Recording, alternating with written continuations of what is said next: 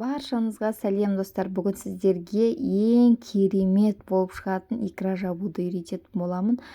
Ойланбай осы рецептпен жапсаңыздар болады. Атылып кетпейді. Күшті рецепт, дәмі енді вообще супер болып шығады. Жасап көріңіздер, видеоны соңына дейін көріңіз. Ішіне қосатын қоспаларының 1/3 қосасыздар.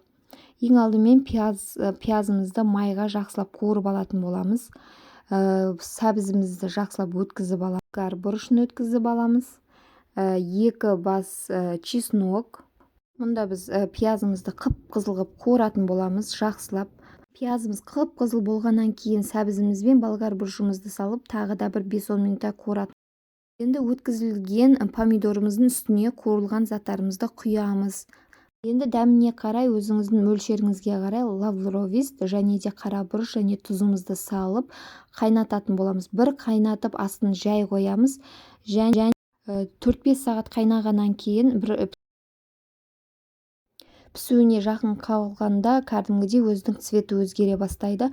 Укропымызды турап салып жібереміз да пісер уақытында бір араластырып қайнатып тұрып банкіге құямыз. Банкілерімізді алдын ала крышкамызды, банкімізді стерилизовать етіп аламыз суға, видеода көрсетілгендей.